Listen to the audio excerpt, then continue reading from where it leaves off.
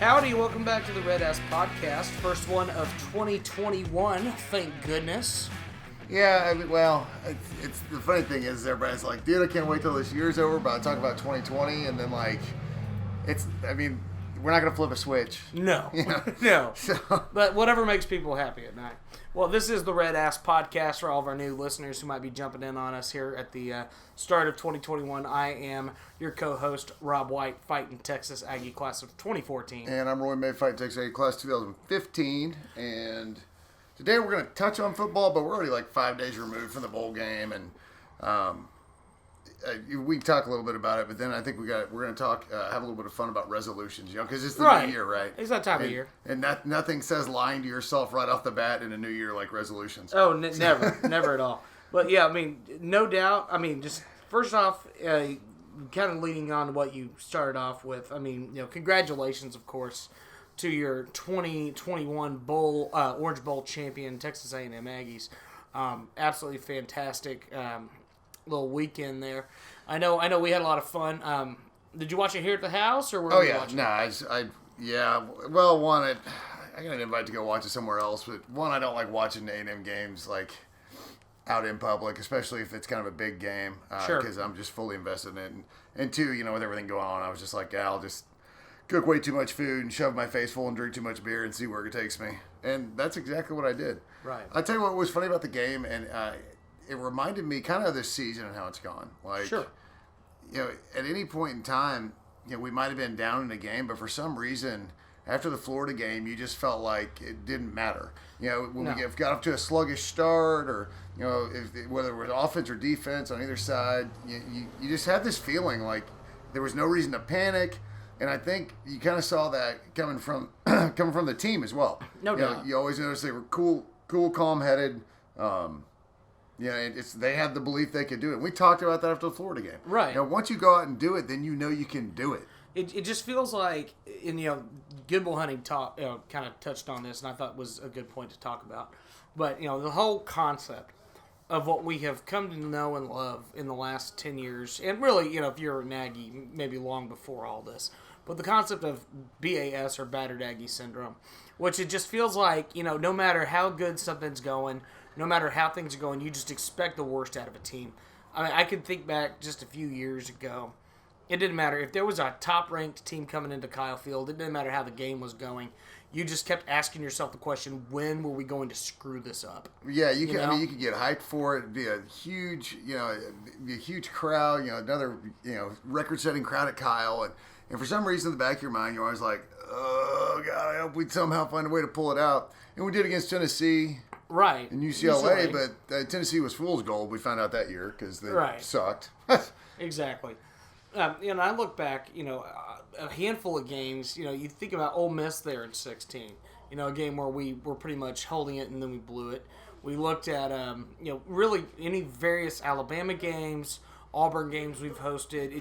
It seems like anytime that something's going on at Kyle Field, the hate barn as we know it and love it is just not really a place that people feared. Well, what's funny is, you go back and if you start, like 8-10 years ago and start going back about the big games we've had in Kyle, you're naming these random opponents that have come in, and then you just rattle off basically the SEC West. Right. So it's funny.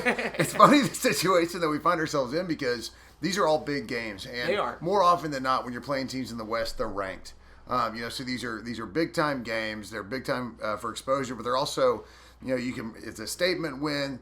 We see every year with the selection committee, those are the wins you want to have. And obviously this year everything was weird when all you did was play in conference, so there's no measuring stick. Exactly. But that's the grind that we go through every year. So you think about that, and then you tack on like a big game, and all of a sudden, home schedules are just so much fun. And I get that we're going to have those cupcakes, and that is what it is, but and they're necessary, in order to build to build up your resume and build up your stamina for the rest of the season. That's why they're good. They're good games to kind of polish things up and really kind of get ready to go in, full bore jump at the deep end for an SEC season. And that's, again, though, I say it all the time. It's one of my favorite things about the SEC is a lot of times the season will open up and you'll have one or two really good games and everything else sucks. But, man, the SEC starts conference play first week, Right. So, if you're one of those teams, you don't get any sort of warm up, any sort of anything. Like it is straight into after the first week, you're either going to be sitting at the top of the conference or the bottom of the conference. Right. Now go dip your toes there a little bit. But, I mean, no doubt. I mean, this, as crazy as this season was, and, you know, it's still technically not done because we still have the national title next week. But potentially, yeah, right. You know, depending on, you know, Ohio State and their lack of COVID preparedness. But that's neither here nor there. I mean, you can just look back at this Texas A&M football season and just kind of in remembrance of what took place here. And you just felt like this team found a way every week. It didn't matter what the situation was. I mean, every opponent threw something different at us, but the result was always the same. Texas A&M pulling it out, and really, comparatively to, you look at previous teams, namely Sumlin-era teams, or especially Mike Sherman-era teams, we finished games. Fourth quarter was our quarter. And that was a beautiful thing. Yeah, it's one of those things where you're getting through the game and it's even the middle of the third quarter, it's tight, but you feel like they're going to pull it out. And then you look at our margin of victory. We had so many double-digit wins, so it's not only were we able to pull out a win, you know, we were able to do it convincingly. You talk about the Orange Bowl was almost a perfect microcosm of our season. Yes. And just kind of how the games went. You know, started off sputter a little bit. You know, maybe give up some plays that you obviously didn't want to, but didn't really expect to. You know, North Carolina is still, you know, Sam Howell's still a really good quarterback. No doubt. And so, and you're struggling, and, you know, if you're an Ag watching, you're kind of pissed off. Oh, no. Aggie Twitter was just hopping during the game. Yeah, I stayed off as best I could. You know, third quarter, things look like they're turning around a little bit, and you can feel the team. You know, obviously they're just steady as they go. You know, you feel the team, you know, just kind of stay in the track and doing their thing. And then the fourth quarter occurs, and that's when we dominate teams. You know, it's when our offensive line steps up. It's when our defensive line linebackers step up. You know, and they make these crucial plays. And throughout the game, they have just worn them down. And that's what you really see. Or what you saw out of us in the fourth quarter, really all year long, is our ability to wear down opponents. And the one we really didn't wear down was Alabama, and rightfully so. You know, they've got the dogs for that fight. And to put up 24 points in the fourth quarter of an Orange Bowl, which was like first time since '57 or something crazy like that. Right. Like you put up 24 points in the fourth quarter and win the game convincingly. You really did. Right. And so it was. I thought it was a perfect snapshot of how the games kind of felt all this year. Yeah, right. I didn't feel like we ever got out of the gates like cleanly, you know, in any game. So, but it's nice to see because, you know, that's a culture thing on top of everything else. You know, it's when the chips are down, you're not freaking out, you're not getting, you know, angry at each other, you're not pointing fingers. What you're doing is just, you know, stay the course, keep doing what you're doing, and just believe in yourself. And you know, if I sound halfway like a Jimbo, you know, locker room talk. You know, just believe in yourself and do what you know is the right thing to do and keep doing it. And if you keep doing it, doing the right thing well and doing the right thing right, like it will pay off in the end. And that's what you saw, especially, you know, with after 24 points, just rattled off in the fourth quarter. So, and you certainly felt as you watched the game, and honestly, even at the end of the game, you just feel that this is a different program than what it was. You feel that the players understand. They've bought into the system. They brought into the process. They bought into the culture. Yeah, they bought into the culture that Jimbo's putting together. And, I mean, the guys have a genuine love and care for one another. And, I mean, just that parting shot of Jimbo hugging Mond for, God, what felt like a full-on minute. And it's just one of those, you can tell the guys love this coach. And they love being a part of this thing. And, you know, regardless of what we can look back on what was in the past and our future seasons, this was a special year because you throw so many different curveballs at us. Everybody seemed to be doubting what we are, who we are. And frankly, they just said, screw all y'all. We're going to go out there and do what we are and be who we are because Texas A&M football is moving in the right direction. And as Jimbo said, we ain't done yet. Yeah, I thought it was a really great way to end the season, to be honest. Yeah. All right, so moving on because the championship game won. I mean, victory. Is anybody really curious as to who's going to win? So what we thought we'd talk about a little bit today is because there's no other football to talk about either. You know, really? I mean, yeah. Unless you want to jump into NFL playoffs, and I'm sure that's going to be entertaining. Yeah, I'll talk about as much playoffs as the Cowboys are in. So that ends that portion of the program. Right. And you know, you would talk about everything going well. And Texas, look, the way media goes, dropping that, they hired a new coach for the timing. And I understand why all that. It's the same reason they have these Friday evening, news dumps. Right. But it's all a game. It really is. But, for that to happen, and then it just kind of gets glossed over. And they ended up glossing over probably one of their best basketball wins by trumping it, by hiring Sark After Dark. Right. We go out and win the Orange Bowl. And convincingly, and then Sunday we get those 2 commitments. So you see this program continue to build and continue to grow. So I thought the Sunday was even a nicer icing on the cake than that fourth quarter was. Oh sure, I mean it's incredible to see the growth and like I said the continual growth of the program, and not to mention players we're already saying that they're coming back. Obviously we're going to lose a few here and there, but it sure seems like there's a handful of seniors and whatnot that are convinced that this is something worth fighting for again. Absolutely. All right, so we're going to get into, because like we said, it's the new year, right? So, and everybody likes to make New Year's resolutions, because all of us, after a year of just being miserable as it already is, we've all decided, and what's weird is you really did have almost 3/4 of a year to really do a lot of things. I mean, you can't travel, stuff like that, but a lot of the popular New Year's resolutions, they were completely under your control at this point. Right. And so I went and looked up like the most popular resolutions. Oh sure. Right. So these are the most popular lies that people tell themselves before January. Let me take a shot at number 1. You're going to get them all right. They're not ranked, but you guys know all these. Well, I mean, obviously losing weight, right? Yeah, lose weight, get fit. Obviously huge, right? Oh yeah, that's on every list ever. Everyone wants to lose weight. Right. Eat healthier, right? Yeah, eat healthier. That's part of that. Traveling is a big one actually, which sure. Hopefully, if you made that resolution this year, you're able to do it. So I'm rooting for you because I'm trying to go to Paris in October. Right. I'd like to get. Here's the thing. My birthday, my 30, is in November, and not September. But the plan is.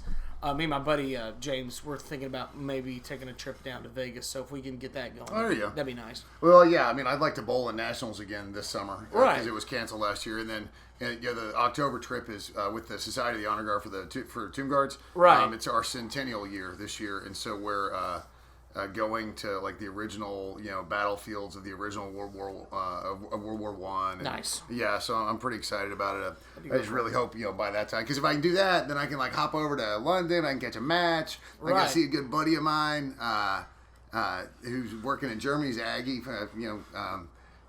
He's old Army, because when he graduated, like 2014, something like that. Hey, we're working in Germany, so I'm really hoping to. So I hope for all of our sake that we're able to travel more. Right. So but we all know, spend less money, save more, eat better, diet, blah, blah, blah. Right. It's all the same. So I thought about, we could do a couple things. One, like, what are the resolutions that you would make for Aggie football? Mm-hmm. And because you have to look objectively at this program, so you can see the weaknesses, the strengths. Those are easy to find. Always. All the sustains, if you will. Right. And so, what should be the resolutions for Aggie football? It's a very interesting question. Like, where do you start? Well, I mean, do you look at the on-field stuff? Do you look at off-field stuff? I think all of it. So what can you do? Like, what would it's almost for us. It would be, what do you want to see out of the program this year? Right. And that includes. I mean, that's starting from right now. So you're talking about spring ball. You're talking about the conference, non-conference, all that stuff. Right. All the training. So my New Year's resolution my biggest one would be, obviously you can't say no injuries. Right. But I would love to be able to get Baylor Cup. Right. In pads in a game. Him, Cam Buckley too. He's had the worst luck, like 2 years in a row getting hurt. So I'm really, like, one of my hopes for the program for 2021 is seeing Baylor Cup. Because especially with Jimbo's offense, how we emphasize the tight end. Well, yeah, and you've seen it. I mean, just with how Jalen Watermeyer, mostly by himself, but I mean, at that tight end position, he has been such a crucial part of this offense. I mean, you really didn't see it much in the bowl game because he was being covered, but you did see that the tight end position over the last several seasons between Watermeyer and Sternberger, it's a critical position on this football team. Yeah, well, exactly. For Jimbo's for offense to work, he's got to have that really pro level, and prototypical NFL tight end. Right. And I remember, when he went and picked this guy up from Kansas, Sternberger, we're just like, who the heck and what the heck? But And you saw, I mean, he's with the Packers now. So right, exactly. Not a bad spot to be. So that would be my first one is and I know it's really specific to Baylor Cup, but, there's some other guys. Cam Buckley got to play a little bit. He's coming back. A little bit, right. But Baylor Cup just hasn't been able to play yet. Twice he's been injured and had to have season-ending injury or surgery before we even got to the summer, you know, or before we even got to the first game. So that would be my first resolution is seeing Baylor Cup. Yeah, and probably my first one on that similar line, I would just say maintain and continue to improve on that whole idea of our conditioning. You know, you look at Texas A&M and what our program is now versus what it used to be. I mentioned that earlier in the cast, but when you look at how we've been able to finish games, that all comes down to conditioning. The fact that we are not winded, we are not tired. We have a significant balance with the offense maintaining the ball for long periods of time and not allowing our defense to get run ragged. So that aspect of the game needs to continue. That we need to stay on top of our conditioning, exercise more, right? But it tags in, it tags in with what the players, where we did see them throughout the season. They got better, and just honestly, I would say, and tying in with that is the confidence, continuing to believe that Texas A&M is a superior team to any opponent that they're lining up across from, including, and I know we hate to say it, but including Alabama. You got to line across from those guys, and you can beat them. In your brain go, you're no different than Louisiana Monroe. You're no different than Kent State. You're no different than Louisiana Lafayette. It doesn't matter who you are. When you're across from me, I'm going to be able to put you on your butt because that's how good I am. Well, and that goes back into once you know you can do it, it's easier. And right now, these players, there's 90 players on the roster to beat Alabama. So that's one of those things we've got to get over that hump. Every other hump, as far as looking across the line, at a competitor, you can beat the rest of them. So, that's absolutely a good one. You want to talk about the teamwork? My resolution would be, or kind of hope for the program. I've got two here. One, any guys that decide to come back, I hope that doesn't cause any transfers or any portal kind of guys feeling like since the free eligibility thing came through, like they're getting hosed by having to sit again. Right. You hope that rather lights a fire underneath and be like, well, you can come back. I don't care. I'm taking my spot. Exactly. So you'll see the competition there, and then another one that has to really do with culture, and and we found out about this when it kind of came out today, and I'd heard about it yesterday or the day before. That Spiller played with a broken toe. Right. And it's not like he just broke it right before the game. Like, he's been playing with a broken toe. So, my hope is that this culture that we have of these guys wanting to play for each other and wanting to play for A&M and at A&M and build this championship culture, my hope is that they're able to maintain that, and the new recruits that are coming into the program, that they're able to instill that, not only work ethic, the hard work ethic that they have, but also instill that kind of real pride in the program that they're building. Right. So, and when you get new players in, it's not like they cause a havoc, because if they're freshmen coming in, they probably, for the most part, they're going to be quiet. Right. When it comes to stuff like that. So you hope that you're able to continue. You have some sort of cohesive continuity as far as just really playing for each other and playing for Jimbo and playing for Texas A&M. So, and we saw it again.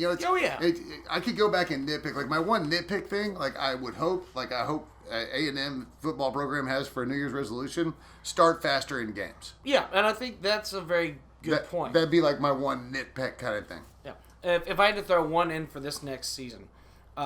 Well, really, like I said, I would say for resolutions, you can go one way or the other on this. And I know it's just individual situations here, but I look at, Texas A&M go on the road and win a football game and in Death Valley.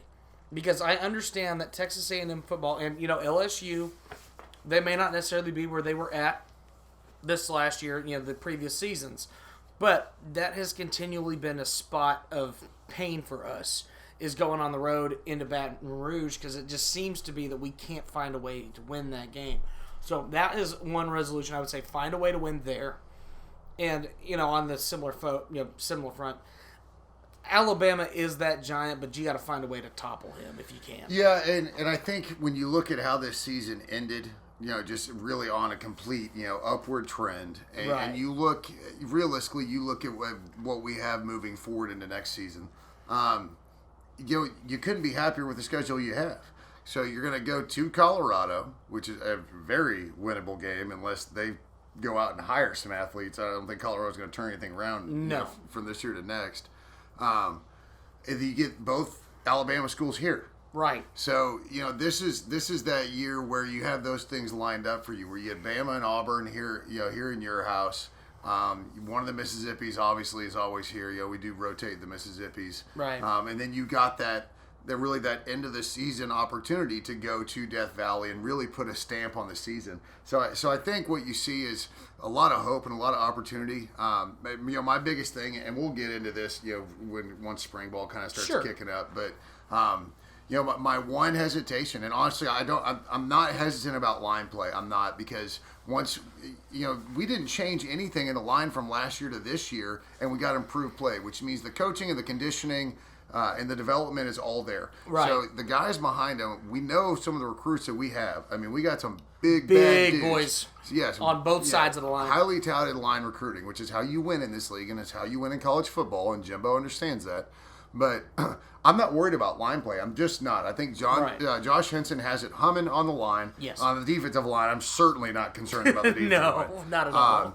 And my one concern is we have all of this buildup, and we've got some people coming back, that maybe we didn't expect coming back. So you've got a couple pieces you're not even losing. Quarterback. It's got to be the quarterback. So we got to look at moving forward in spring ball. I think Haynes King is the answer, but again, it's just one of those things where when you transition from an incredibly experienced starter to a new guy, you hope that you can iron out, those hiccups and again, those non-conference games. And no offense to Colorado, but I think that Colorado game will be it's a great experience to go on the road, right? But you're going on the road to maybe not a true powerhouse opponent, so you're going to be able to go on the road, win the game. And still a lot of that confidence in a young quarterback. So, and the backfield is whatever, man. Well, and talk about it. You mentioned Colorado. One thing that's really interesting about that game is initially they said it was going to be in Boulder. Well, yeah, it's in Denver. But they have moved it to Mile High. Well, not Mile High anymore, but Mile High. Yeah, Mile High. Right.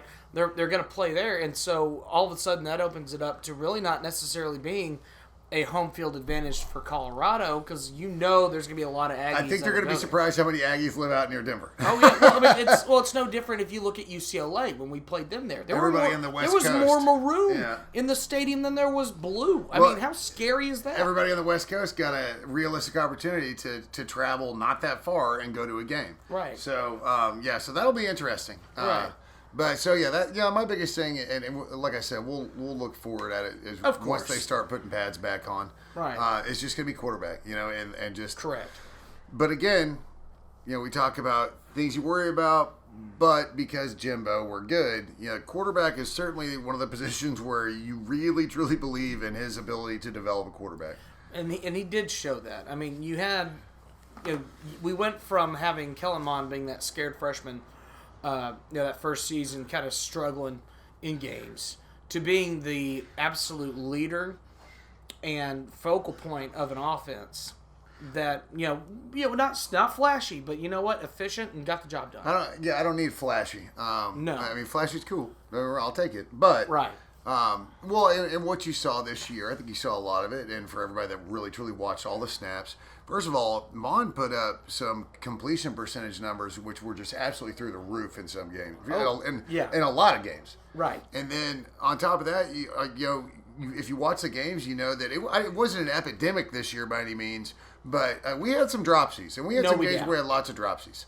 So especially some of the early games with dropsies. So you can go back and look at his numbers and be like, well, they weren't good here or there. Well, yeah, but if you watch the game, you understand that they should have been a lot better. Right. So and again, like you said, early in the season, it's that and again, it wasn't a problem that plagued us this year though. It wasn't. So it's that's not any sort of knock on the receivers. It's just drops are going to happen. I mean, good Lord, NFL receivers drop the ball sometimes. Oh, yeah. But, it just, so you're going to have to replace a lot you productivity out of Kellen Mond. And some of that productivity isn't in the numbers. It's that leadership. Well, it's that guy in the It's huddle. that experience. Yeah. It's just, you've faced off against these defenses before. You know what you're doing. Haynes King is probably there's no doubt about his ability. He's a very good quarterback. But he's going to have to rely on a lot of the senior leadership that will stick around. And, of course, the seniors that'll be there that next year. Those guys are going to be critical. Right, and then we circle back to kind of what we're talking about with the culture and the program. And it's an embracing the young guys and bringing them into the fold and ensuring that, you obviously have to, watch your lane and stay in your lane and do everything right, that you need to do. But at the same time, your influence in those around you in the program is just as important. Right. So, yeah, I mean, obviously, I think they can't put pads back on fast enough as far as I'm concerned. But it's wild we're going to have to wait 8 months.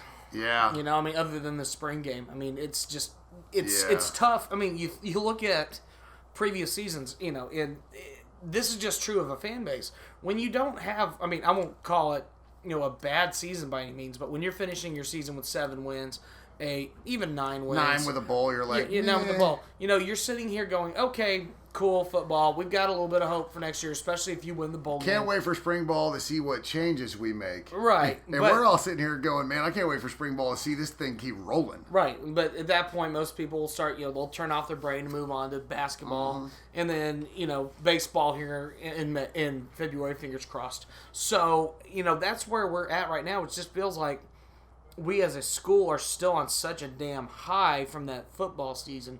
It wasn't super flashy, and of course the fine folks at ESPN and everywhere else are going to continue to downplay what this season was.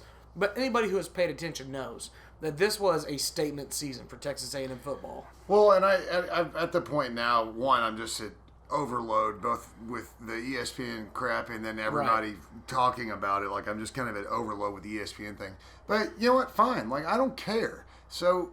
Right. All you got to do is go out and win, and they have to shut up. They won't have a choice. Right. So, and again, you're not going to hear a lot of excuses out of these kids. They're mad, but you saw them turn quickly on a dime on Twitter. Within a couple hours of this, or they're like, "All right, we got an Orange Bowl to play. Let's go." And so, and they did it. And see, there wasn't that Georgia letdown. There wasn't that Alabama all down letdown. the mouth, like boo-boo lips. Or a key example this year, you didn't have a big Florida letdown like they did against Oklahoma. Almost had another Georgia letdown. Right, and so those didn't happen for us because this program is different. These guys bought in and knew they were like, this is a big opportunity. North Carolina, very good team. Maybe not the best team we could play in this situation, but they're who we have. And we have, we got to cover a spread of 7.5, 8.5 points. Play who's in front of you. Yeah, you go and you play the team in front of you, and you beat them convincingly. Yeah, and it's, it really what we have, and we're going to keep going back to this a million times anytime we're talking about football. Sure. It's not that, we've got a program full of a lot of really, high-level talent players. We have a team program. This program works as a team. They work for each other. And I think as long as you can continue that, and where that stems from is coaching, and it's not just the head coach. Right. You got some assistants that were retained, had never worked under Jimbo, or even if they had, it was a long time ago. And they bought in too. So it's buy-in at the highest level, and it's buy-in at the lowest level. And when you can get that whole program change, you see what we're seeing now. A great win, in the Orange Bowl, a solid season, and not only that. But, a solid season in conference-only play. Yeah. So it's there's a lot to look forward to. And you saw so much next man up. You saw when Spiller got dinged up, A-Chain came in and did his job. When Chapman went down. He did his job. When Chase Lane did his job. Every player that had to fill in on a position, and that's something that nobody talked about coming into the game. They were so worried about opt-outs from North Carolina, that they weren't accounting for all the injuries and preseason opt-outs and a bunch of things that we were missing as a team. Texas A&M has just shown the nation that we have at least the grit and the thought process that we are going to move in the right direction and find a way, and that's why it's important. Yeah. Well, so that's kind of putting a bow on the football season for us. I know there's one more game, but whatever. I'm not going to talk about it. But Roll Tide. It is basketball season, so I really hope, it was weird seeing Duke women's team opted out of the rest of the season. Yeah. So there's still some stuff going on around with all this crap. So it'll be interesting to see how how basketball gets through, and if they make it to March Madness, and if they do, how March Madness is conducted, and all this other stuff. And I love March Madness for the gambling. I'm not the biggest college basketball fan in the world, but I'll watch a lot of it. Especially, I watch Aggie basketball and I watch March Madness. I don't watch much else. I'm just not a huge basketball fan, which is weird. I've played it for years, but yeah. So Aggie women are up to 8th in the nation. 7th in the coaches. So okay, yeah, 7th in the AP, I believe. And then Aggie men look like they're maybe trying to get it together a little bit. And what's funny is it's not like they have a ton of losses. It's just, it's this difference in seeing, how they were, how they are in their wins relative against how they are in their losses. Right. So that'll, follow Buzz's team. It's going to be interesting. And the thing about basketball is if he can get it rolling a little bit, basketball is recruits automatically change the program kind of sport. Always. Yeah, I mean, you're seeing it with Kentucky right now. Mm-hmm. They for whatever reason this year, just Kentucky's just not the same team it has been. They just couldn't pull in the players, and Kentucky's a one and done factory, and they still couldn't do it. So right, it's gonna be interesting. We'll do when we get closer. We're gonna do a baseball preview, and I think I can get Kendall Rogers to come on the podcast. So, sure, that'd be awesome. So yeah, we'll get Kendall on. I've got some guests that I've been lining up. We're also gonna bring in Gray Robertson. He does the radio for Alabama softball. I got to meet him when they came into town, and they have a blog as well. It's called Out of the Box, right? Which I love. I love that, or not blog, a podcast. And so we're going to bring him on and maybe do a little SEC preview for softball as well. Yep. So that kind of stuff that's way down the pipeline. But yeah, I mean, outside all that, hockey started up. Hockey practice has started, and that's I love hockey, and I'm excited for the Stars. I mean, hockey's going on, EPL's cruising along. So anyway, one thing I thought was really interesting was we recently had ourselves a big Tamu Follow Train kickoff. Yes. And I felt the need to hop in the Twitter and say, you know what, this is probably a good opportunity to get some new folks on here. If just for one listen and they shut us down again. Exactly. And it's like we do apologize that this was not quite what you were hoping for, but we're not all football all the time. I will say, so we did put out a little post and wanted to see some of your suggestions, questions, things you might have for us. So want to go down the list here with a few different people. You want to start with one? Well, yeah, actually, I want to start with iDoc Mike. Mike Reyes.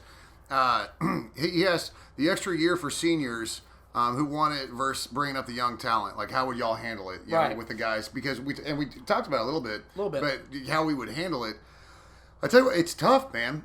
You basically, what you've done is you've extended your recruiting into your program even more so than you already have to. Right. So, you're still recruiting out in high school. You got class 22, class of 23. I mean, you're already looking at class of 24 guys. And, but you have to do a little bit of recruiting inside your program as well. That's tough because you have to deal with the rotation. These guys, if they're coming back, and not that we have, they're not coming back in hordes or anything. Sure. But, when this guy comes back, you've got the guy behind him going, damn it. Right. Yeah, I think it's going to be really interesting to see. In certain key positions, I think mainly I'm looking at the lines more than anything. Well, and if it's on defensive line, I think that's a lot easier to handle than offensive line because you want to rotate on the defensive line. You want those guys fresh anyways. All the time. On the offensive line is where you're going to find a problem. Is because one, you really don't want to rotate on the offensive line because you want consistency. You want the continuity of these guys playing together. The more snaps they have together as a unit, the better off they'll be.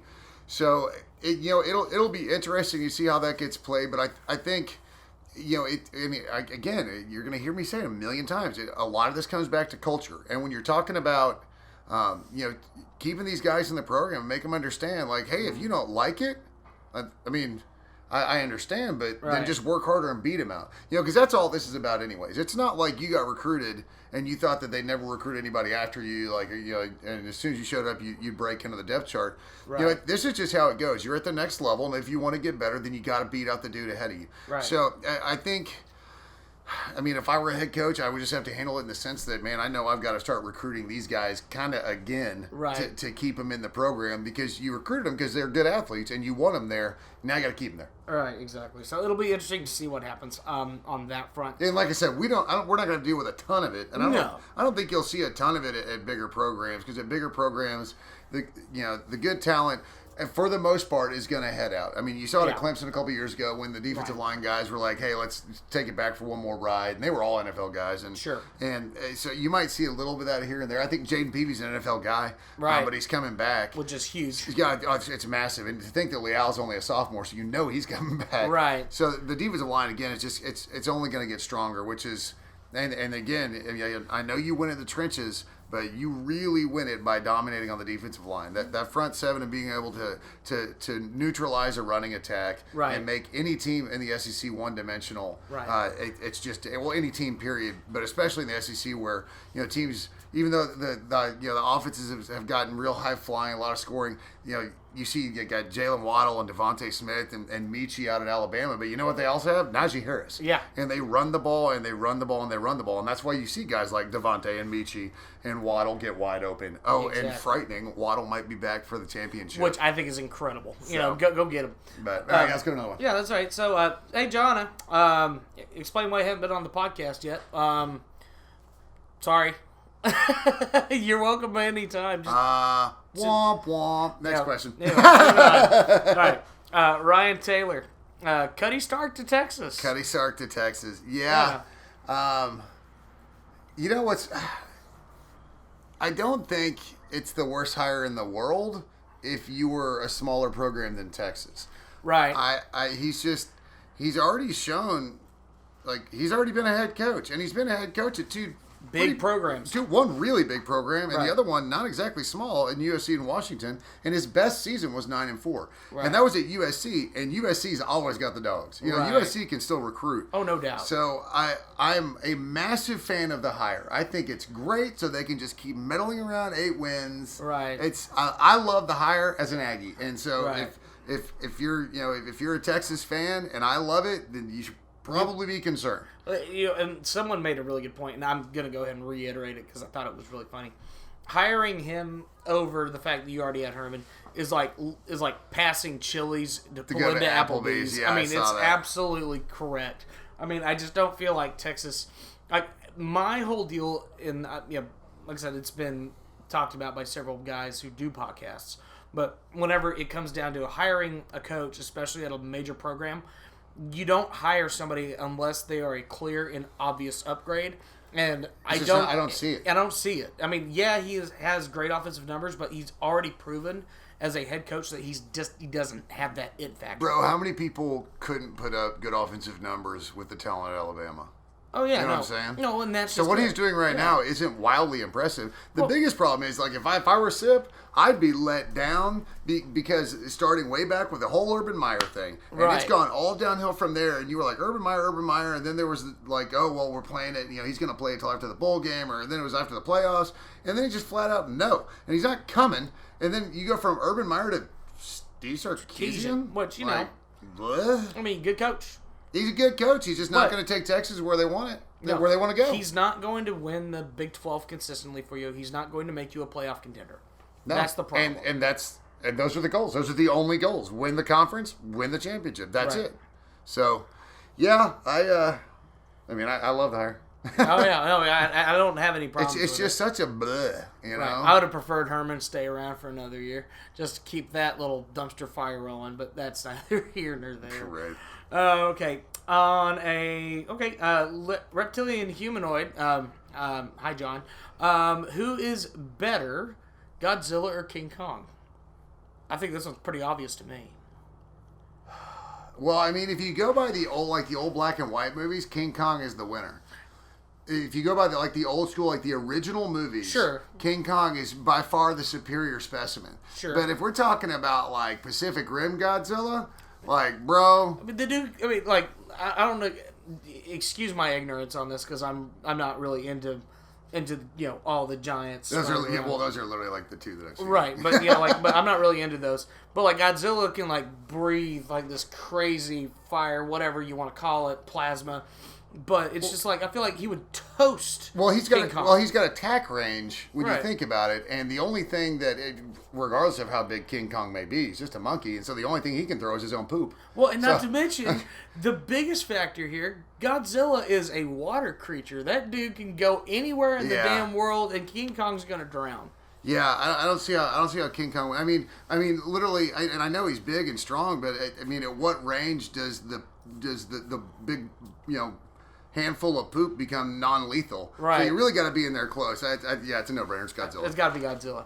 And then it's like the nerdiest I've been in like 3 years. Yeah, and I'm sure we can touch on a little bit more of that in the future. Feel free to continue to send us nerdy matchups. I'm all down for that. Yeah. I mean, I will talk out of my ass about things I don't know. Oh yeah, exactly. And you knew I was going. You knew I was going off the rails when I referenced the old black and white movies. Right, exactly. Why La Liga is better than Premier League? I'm not addressing that. No. And I get why you want to talk about, they dominate and all the champions and all this other crap. Like, I get it. Look, La Liga's phenomenal. They're top heavy. It's a top heavy league. It's more top heavy than the Premier League, absolutely. Sure. So yeah. I would take a mid-table Premier League team over mid-table anybody else. I'll tell you this about every league outside of Premier League. Well, kind of Bundesliga, but any of the other leagues. Yeah. Kind of Bundesliga, but all the other leagues. I'll tell you what they try to avoid a little bit more so it does make it more watchable, is the, oh my God, he's been shot fouls. Oh, thank goodness. Yeah, there's a ton of flopping in the Premier League, and if they would just start calling it, I think a lot more, I think you'd get a lot more people outside of England watching Premier League. Americans grow up watching football, right. and we grow up watching baseball where dudes will intentionally throw at guys. Right. And it's part of the game in a lot of ways. And the falling and the diving to try and get a foul, it is part of the game, but I wish they'd police it a little bit. Right. And not just in the box for penalties. I'm talking about everywhere. Right. Every time anybody sneezes on Grealish, he literally looks like he's been shot with a 50 cal. Right. It's like, come on, chill out. Yeah, why don't you? Yeah. Well, I guess I just kind of ruined that question. Like, if anybody would ask me what Premier League footballer I'd slap with no repercussions, he'd be at the top of the list. There you go. Well, then that might be a good question to ask us in the future for sure. You got my answer. Yeah, I did exactly.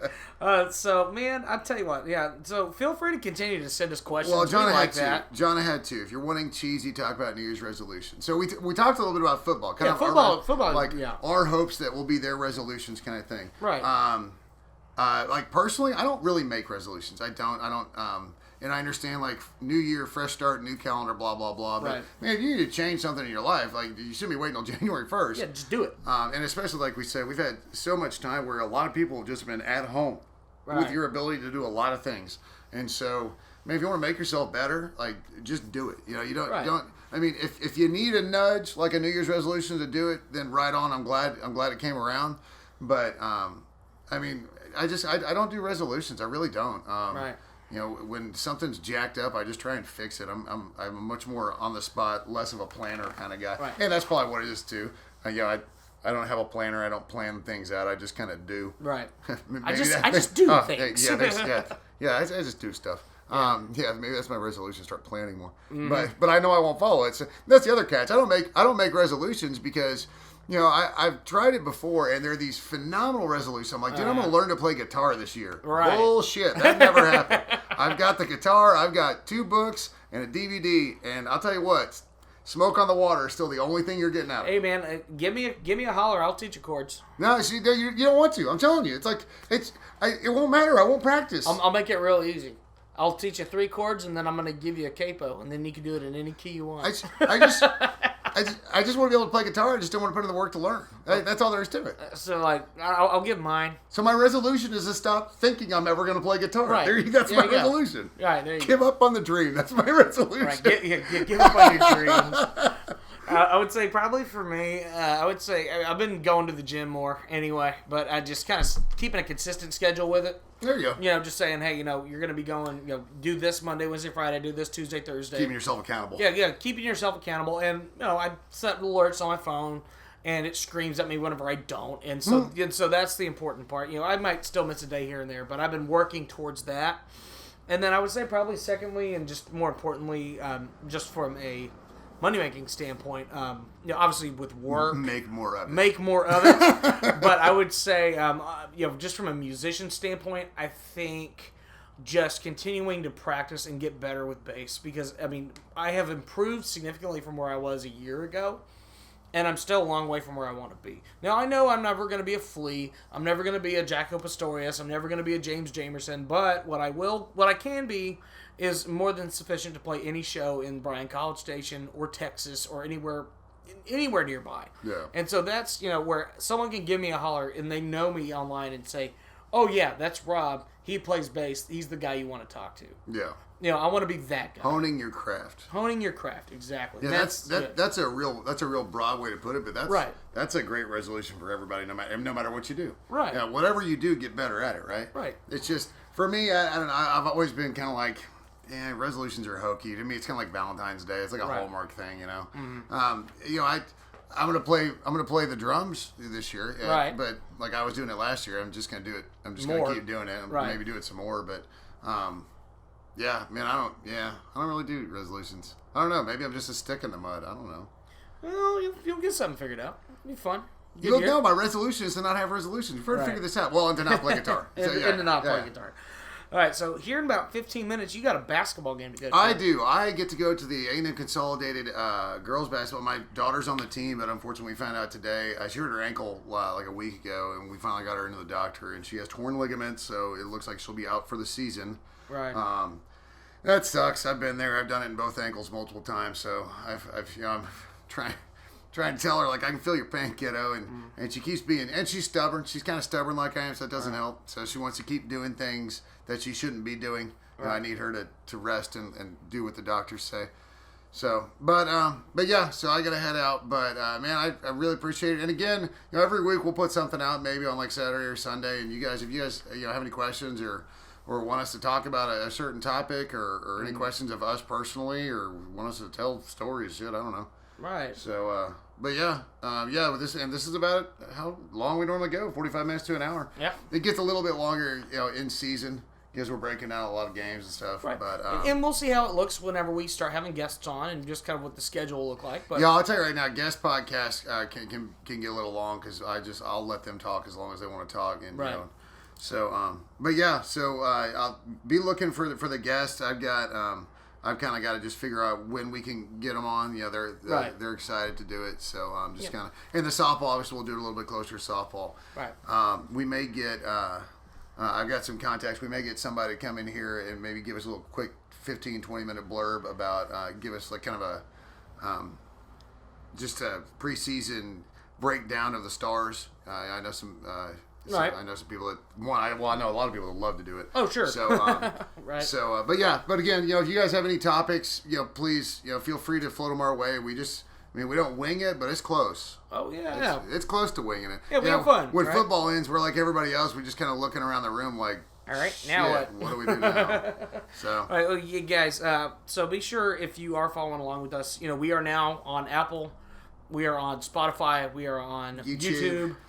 Feel free to check us out on any and all avenues. It's Tuesday, isn't it? It's Tuesday. It's Tuesday. Whole day, yeah. But like I said, we're more than happy to keep on rolling. Our schedule may be a little more sporadic than it's been, where we've been pretty consistent during the week. But anytime we're ready to get going, we'll be sure to kick some stuff out to you. And feel free to give us a holler, and we'll be happy to do some stuff. Yeah, absolutely. We'll talk. I'll talk about anything. I'll talk all night. I don't give a damn. Yeah, we love it all. So hey guys, we love y'all. Keep staying safe. I wish y'all all the best in this new year, and we'll talk to you again we'll talk to you again in a week. But I hope that your New Year's already off to a great start. I really do. Yeah, we'll catch you guys. Take care. Thanks, Jacob. Yeah, Jacob.